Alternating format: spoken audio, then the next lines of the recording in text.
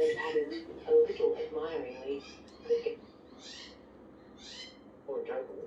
Well, look, it appears that way. He's got to give Duke excess weight, as it turns out today, as opposed to last start. But look, the way he's going, he can only be winning, and that's all he's done.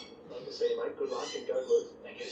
So there's Daniel Moore, Carlton supporter big time. Looking around other jockeys, hard to believe Craig Williams doesn't have a ride here. Seeing if John McNeil's around. John McNeil is here. Zach Spain. In fact, quick word with Zach. Ahmad coming up in the zipping classic, mate. So what do you think? Glad the rain came. Yeah, for sure, yeah. Hopefully we can get him out the barriers a little bit better. He's got a tendency of missing the start, so if he can jump, yeah, fingers crossed.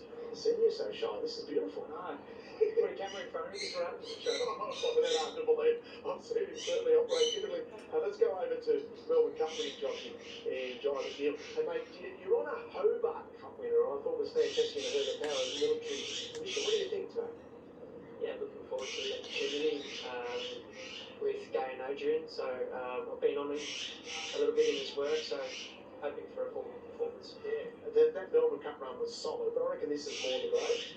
Yeah, it'd be better for the experience around Caulfield than he had in Herbert Power. He looked a little bit awkward around the turn, but a little bit of give in the track and that experience, he should forward running for sure. The kids are all growing rapidly.